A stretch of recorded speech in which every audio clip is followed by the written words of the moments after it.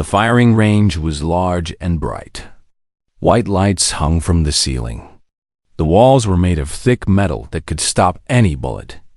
This was the Galactic Military Academy, the best military school in the known universe. Cadets from 12 different alien species trained here. They learned to fight. They learned to lead. They learned to kill. Today was shooting day.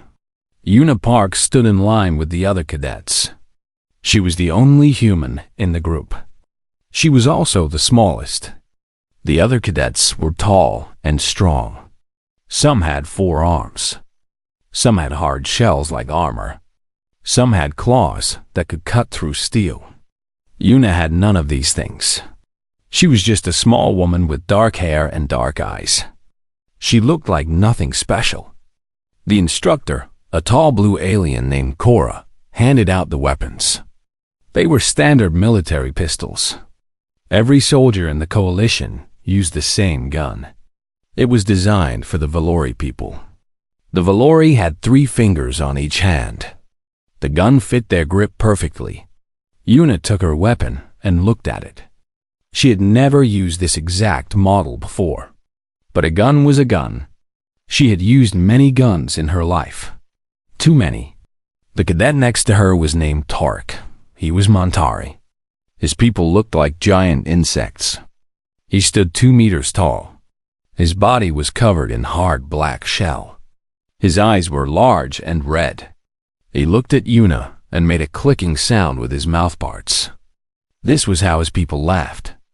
"Look at the human," Torek said to the others. "She holds the weapon wrong." Una looked at her hands.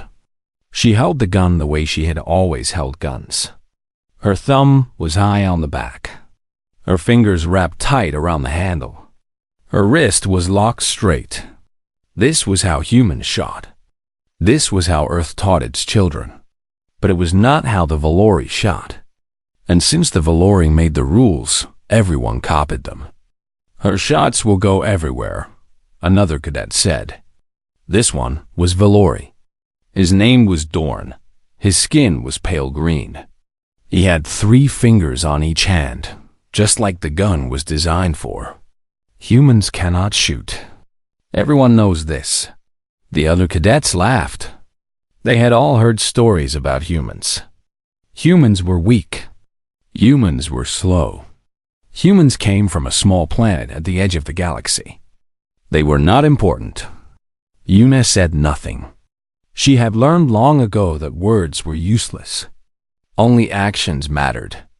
Instructor Cora called for silence. "Today we test basic accuracy," she said. 3 targets at 60 meters. You will fire 3 rounds. Best score wins honor for their species. The cadets lined up. One by one, they stepped forward and fired. The Valori cadet, Dorn, scored well. 2 hits in the center. 1 hit on the edge. The other cadets clapped their approval. Torek stepped forward next. His large claws held the pistol carefully. He fired 3 times. All 3 shots hit the target. 2 were in the center. 1 was just outside. It was a good score. Torek turned and looked at Una with his red eyes. "Beat that, human," he said. Una stepped forward. The range fell silent. Everyone wanted to see the human fail.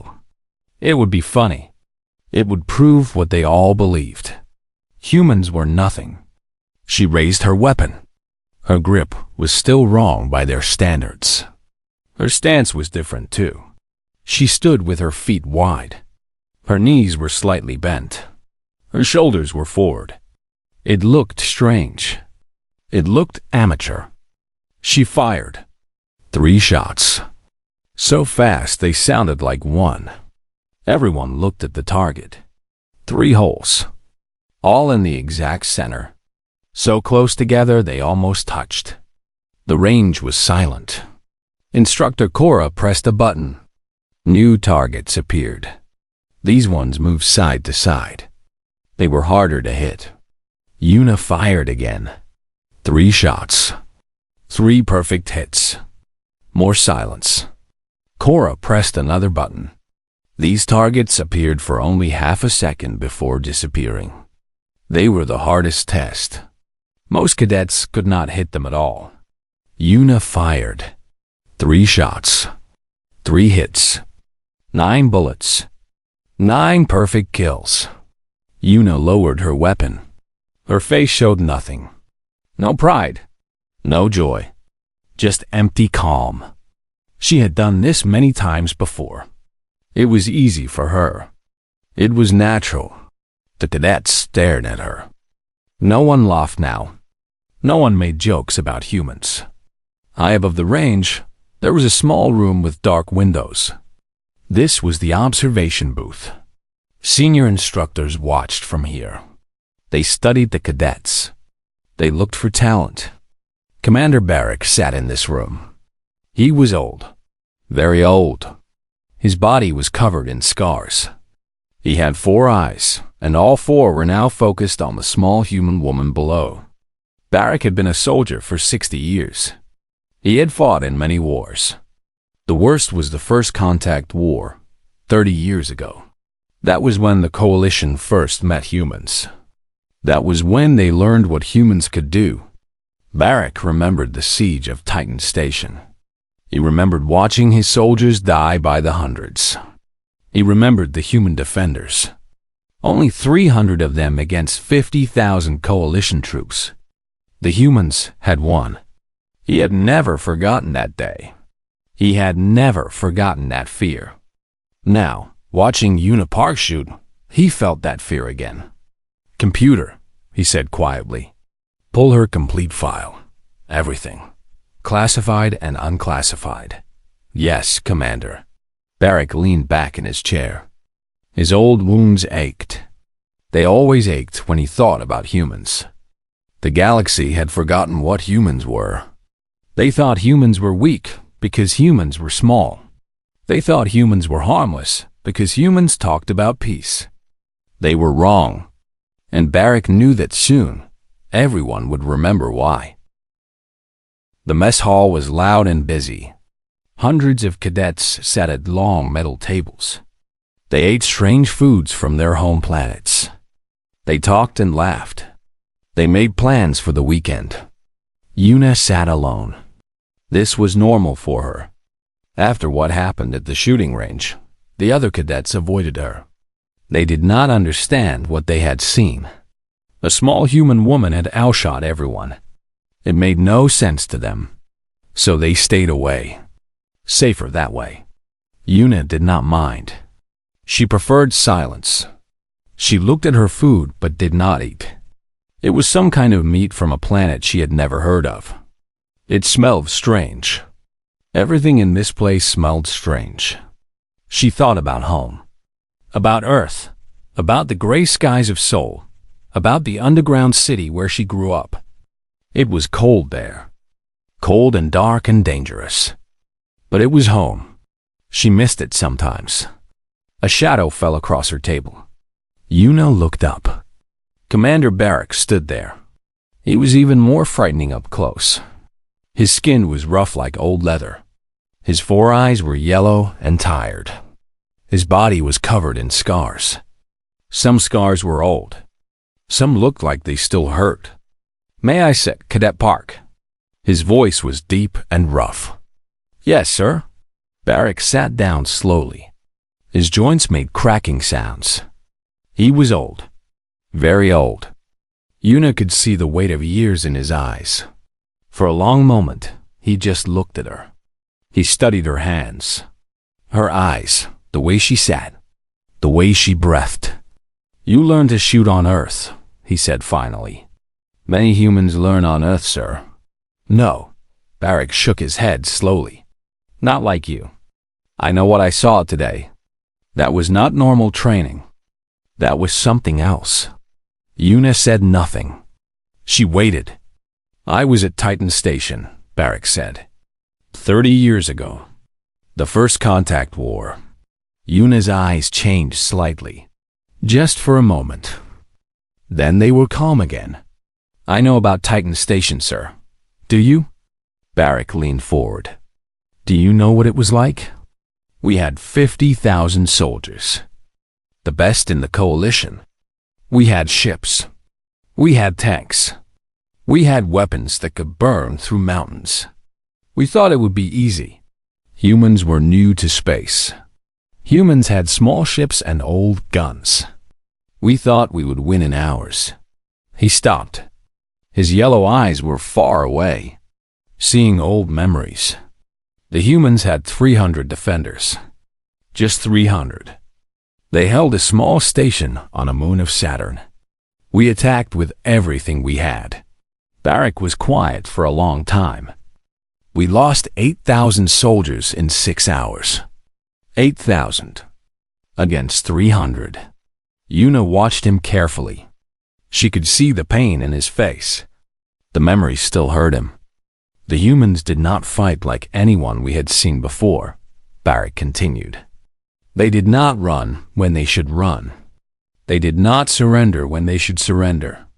They kept fighting, always fighting, even when wounded, even when dying.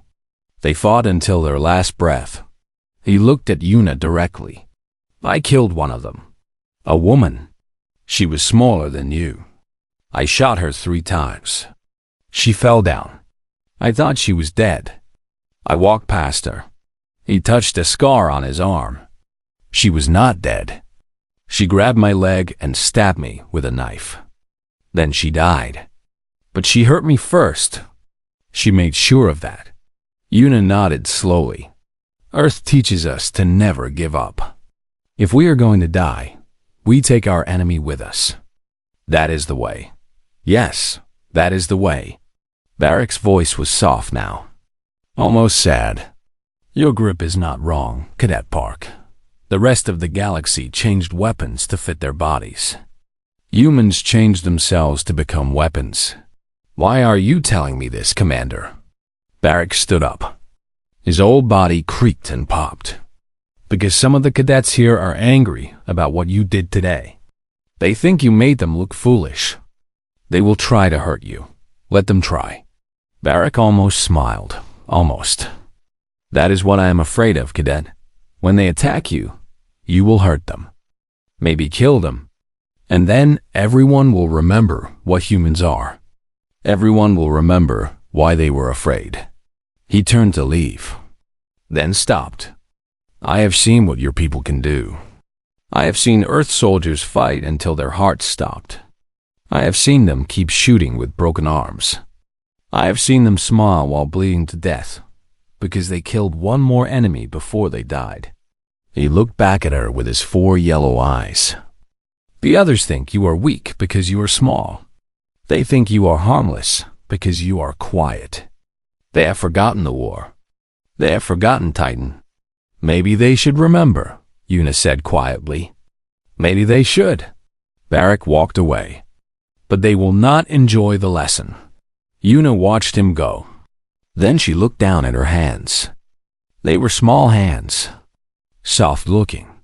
But these hands had done terrible things. These hands had killed many enemies. These hands had never shaken, not even once. Earth was a hard place. It made hard people. Yuna had survived the worst Earth could offer. She had survived the underground wars. She had survived the collapse of cities. She had survived starvation and disease and violence. The cadets here did not understand. They came from safe worlds. Gentle worlds. Worlds where the weak could survive. Earth was not like that. On Earth, only the strong survived. Only the fast. Only the dangerous. Yuna had been born in darkness. She had grown up fighting. She had killed her first enemy at age 12. By age 20, she had lost count of her kills. She did not want to be a weapon anymore. That was why she came here. She wanted to learn to be something else. Something better. But if they forced her to fight, she would fight. And they would learn what Earth taught its children. The message came 3 days later. Yuna was in her small room, reading a book about alien history. She liked learning about other planets, other people. It helped her understand this strange new galaxy. Her communication device beeped. She looked at the screen. Formal challenge issued. Cadet Torek of Montari claims satisfaction. Dueling arena. Tomorrow. Sundown. Yuna read the message twice. Then she put down her device and went back to reading. She had expected this. Torek was proud. His people were warriors. She had embarrassed him on the shooting range. Now he wanted revenge. The dueling arena was an old tradition. When two cadets had a problem, they could fight. It was supposed to teach honor and courage. It was also supposed to stop small problems from becoming big wars. Yuna did not want to fight. She was tired of fighting, but she knew Torek would not let this go. If she refused, he would attack her in the hallways, in her sleep. His honor demanded blood. Better to finish it quickly. Better to finish it in the arena. The next day, the dueling arena was full. Word had spread fast. Everyone wanted to see the fight. A giant Mantari warrior against a small human female. Most people thought Yuna would die. The arena was a large circle of sand. Stone seats rose up around it like a bowl. Thousands of cadets filled those seats. They shouted and cheered. They bet money on who would win. Most bets were on Torek. Commander Barak sat in the high seats with the other senior instructors. His face showed nothing, but his 4 eyes never left Yuna. Yuna walked into the arena. She wore simple training clothes.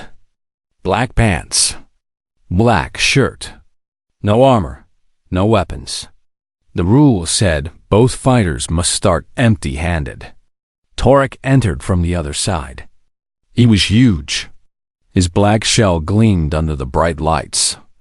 His red eyes burned with anger. His claws clicked open and closed. Each claw was sharp enough to cut through bone.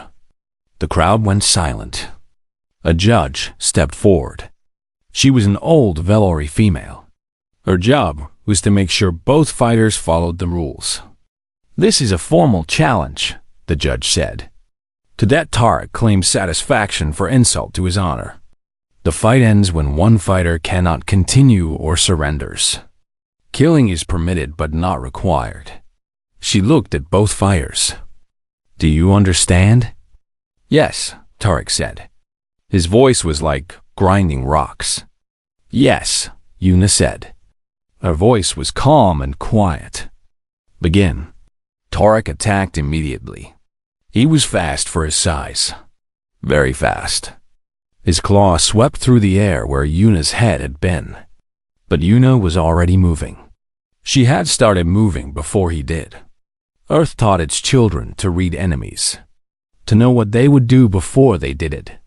Torek was big and angry. Big, angry fighters always attacked first. Always attacked high. She ducked under his claw. She moved inside his reach. She was close to his body now. Too close for his long arms to hit her. Her palm struck his chest. Right in the center. Right where 2 plates of his shell met. The sound was like breaking glass. Torek stumbled back. His red eyes went wide. He could not understand what had happened. Her small soft hand had hurt him, had cracked his armor. The crowd gasped. Yuna did not stop. She moved with him. When he stumbled back, she followed. Her fist hit the same spot again. Harder this time. More cracking sounds. Torek swung his claw wildly. Yuna bent backward. The claw passed over her face, close enough to feel the wind. She came up fast. Her elbow hit his throat, the soft part between his head and body. He choked. He could not breathe. Now she was behind him. Her arm wrapped around his neck. Her other hand grabbed his head. She squeezed. The whole fight took less than 4 seconds. The arena was completely silent. No one moved. No one breathed. Your shell has 17 weak points, Una said. Her voice was quiet, but everyone could hear. I found 12. The spot I hit controls blood flow to your brain. You will feel dizzy for 1 hour. Maybe 2. She squeezed a little harder. Torek made a choking sound. I do not want to kill you, Cadet Torek, but I will if you make me. Do you yield? Torek tried to speak. He could not. He nodded instead. Una released him. He fell to the sand. His body shook. His breathing was rough and broken. But he was alive. Una stood over him. She looked at the silent crowd. Thousands of aliens stared back at her. She saw fear in their eyes. Real fear. I did not come here to fight, she said. Her voice carried across the arena. I came here to learn, to be better. But if anyone else wants to challenge me, I will accept. I will always accept. She paused. But understand what you are challenging. I am not just one woman. I am Earth. I am 10,000 years of war. I am everything my planet taught its children about survival. She walked toward the exit. The crowd parted for her. No one wanted to be close to her. At the door, she stopped and looked back at Torek. He was still on the ground. Other Mantari were helping him up. Tell your friends, Una said. Tell everyone. Humans are small. Humans are weak. Humans smile and talk about peace. Her dark eyes were cold as space. But never forget what we really are. She walked out. The door closed behind her. In the high seats, Commander Barrick let out a breath he did not know he was holding. Now they remember, he said quietly to himself. Now they all remember. The summons came at midnight. Una was not sleeping. She never slept well. Bad dreams always found her in the dark. Dreams about fire. Dreams about blood. Dreams about faces of people she had killed. The message was simple. Admiral Voss wanted to see her. Now, she dressed quickly and walked through the empty halls. Her footsteps echoed on the metal floor. The academy was quiet at night. Most cadets were sleeping. They had no bad dreams. They came from gentle worlds. Admiral Voss's office was at the top of the main tower. Una rode the elevator up. Through the glass walls, she could see the stars. Millions of stars. Billions. Each one might have planets. Each planet might have life. The universe was so big, and she was so small. The elevator stopped. The doors opened. Admiral Voss's office was large and dark. Strange objects sat on shelves. Books, weapons, flags from dead nations. The Admiral collected history. Voss himself sat behind a huge desk. Una could not see his face clearly. He wore heavy robes that covered most of his body. His species was unknown to her. She had never seen anyone like him. Sit, child. His voice was old, tired, like stones rubbing together. Una sat in the chair across from him. It was too big for her. Everything in this galaxy was too big for humans. I read your file, Voss said. Your real file. Not the one the Coalition approved for the public. Una's hands stayed relaxed. Her face stayed calm. But inside she felt cold. You were born in Sol Undercity. The lower levels. Where the sun never reaches. Yes, sir. Your parents died when you were 7. The collapse riots. You survived alone for 3 years. Eating garbage. Fighting other children for food. Yes, sir. At age 10, a military unit found you. They were surprised you were still alive. Most children died in the first month. You had survived 3 years. Voss paused. They tested you. Your reflexes. Your intelligence. Your ability to survive. You scored higher than any child they had ever seen. Una said nothing. She remembered those tests. She remembered the soldiers watching her with strange eyes. They put you in a special program.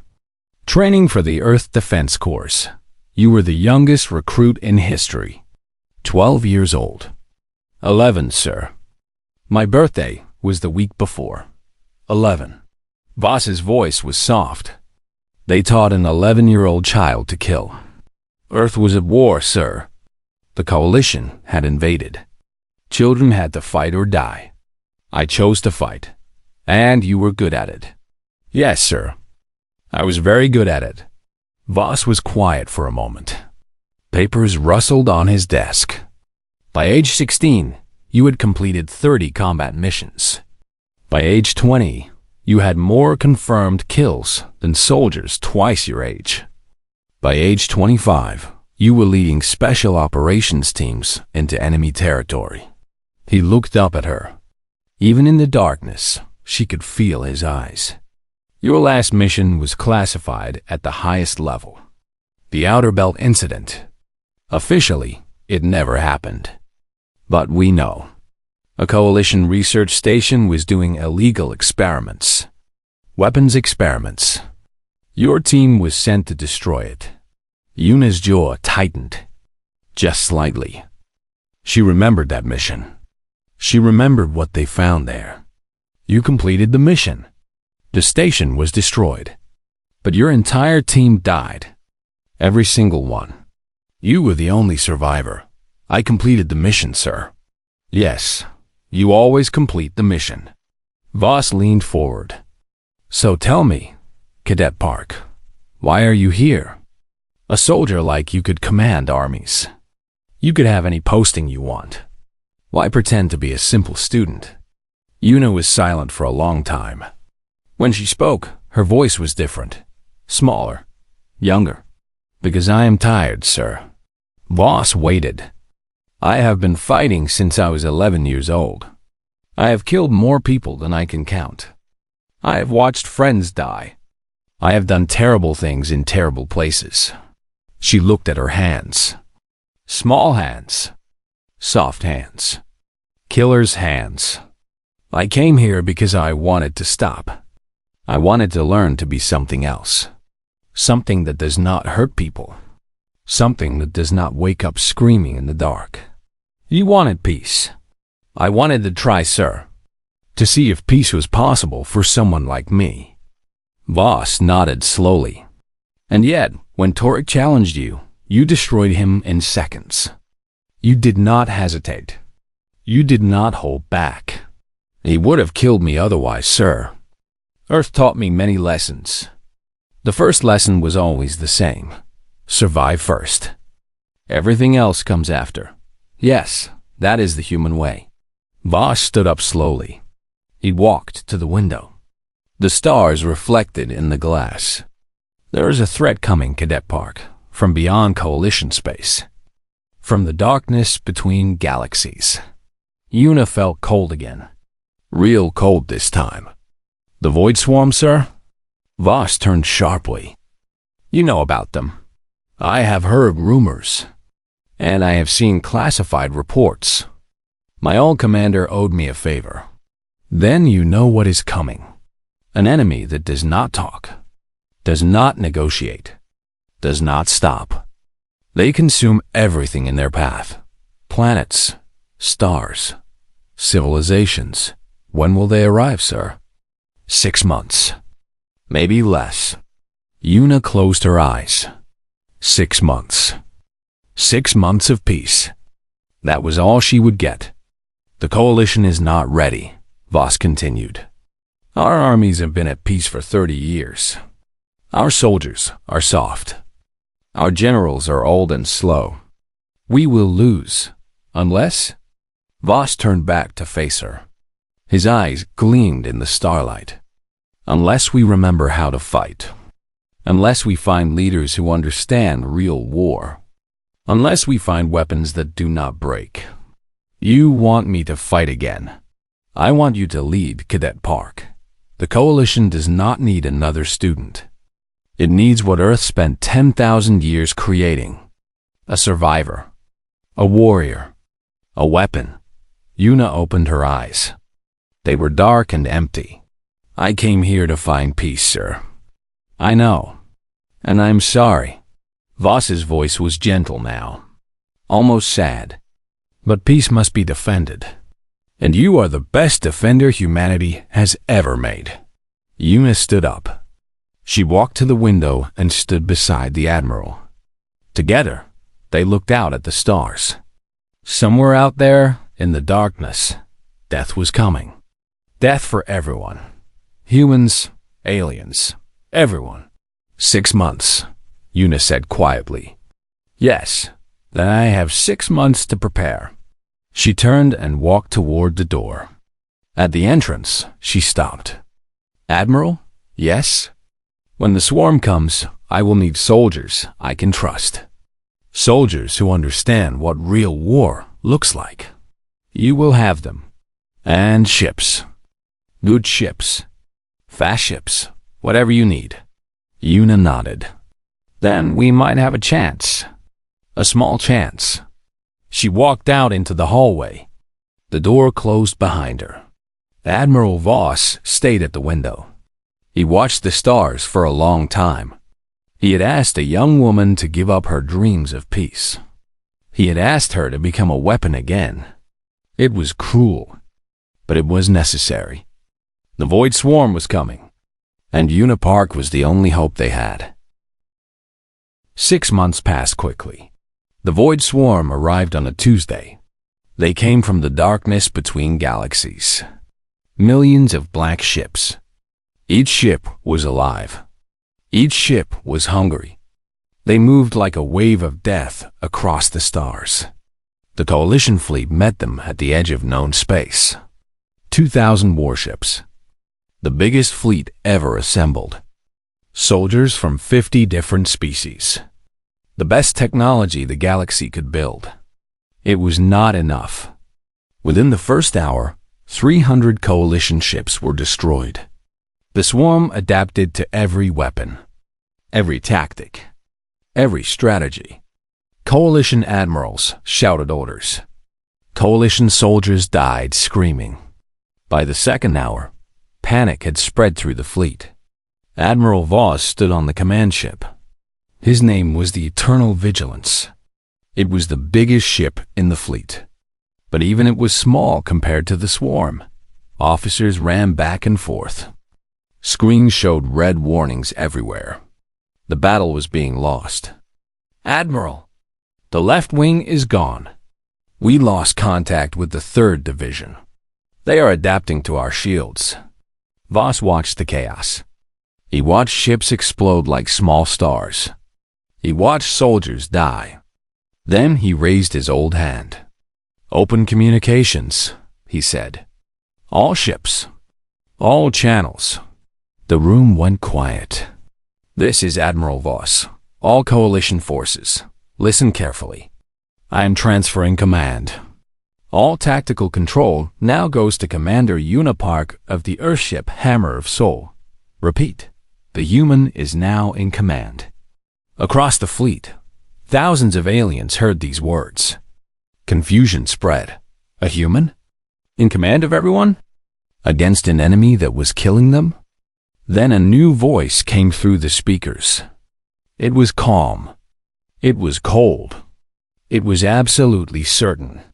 All ships, this is Commander Park. Form on my coordinates. Weapons free on my mark only.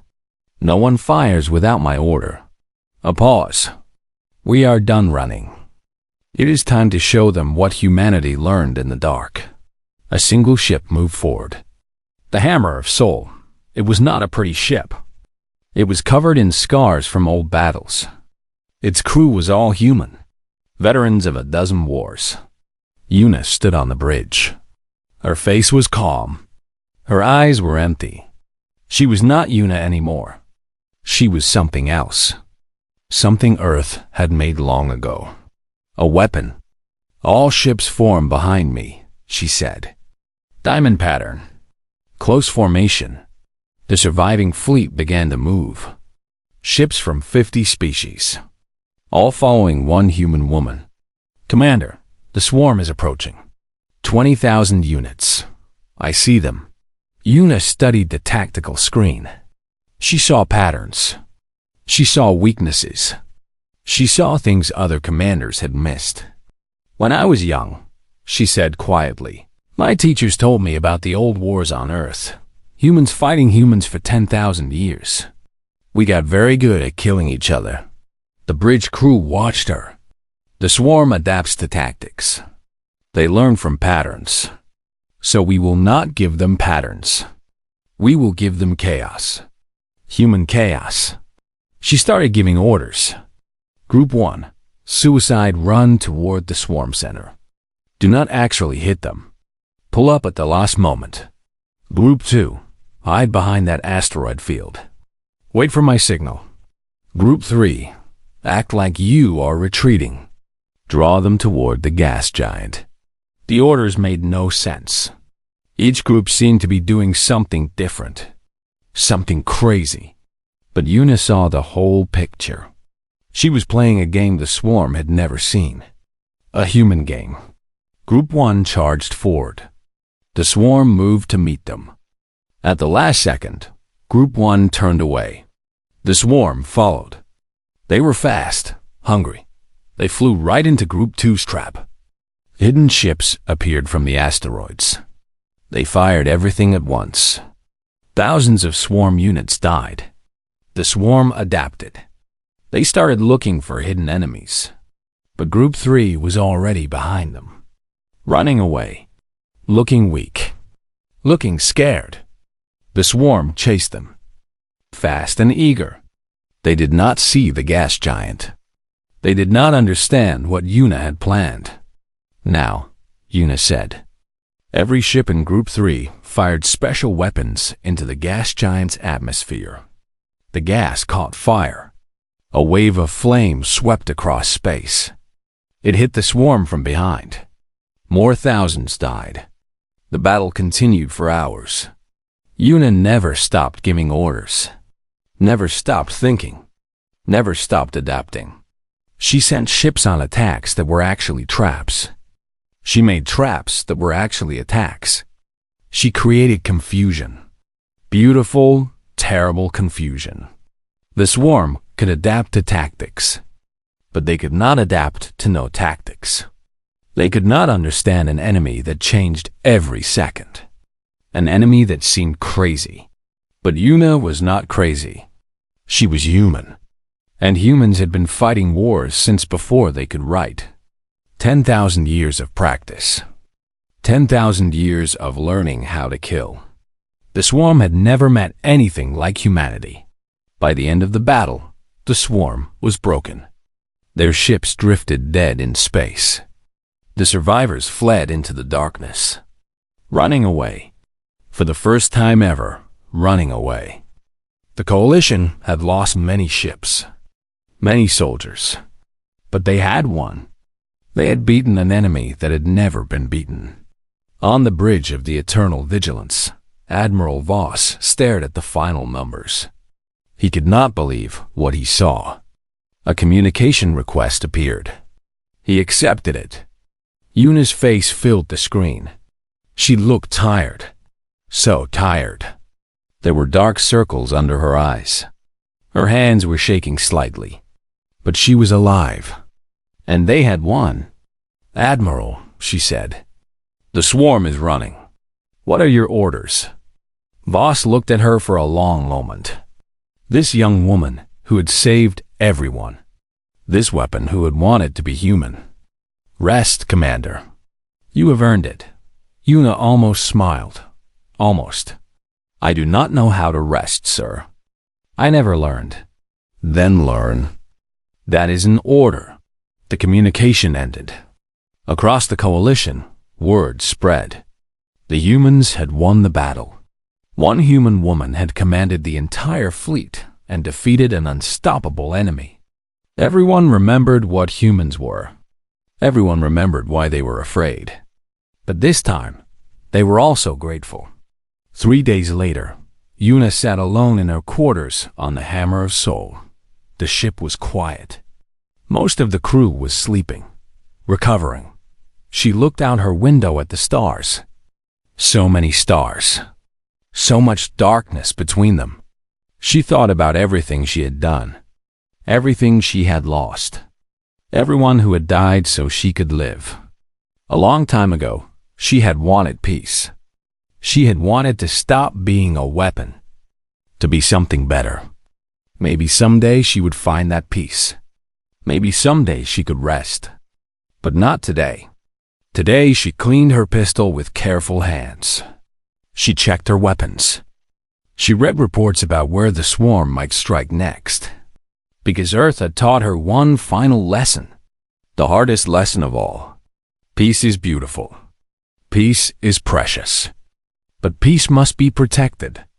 And Unipark would protect it with everything she had. Even if it meant fighting forever. Even if it meant never finding rest. She was a weapon. She was a survivor. She was human. And humans never gave up. Never. The end.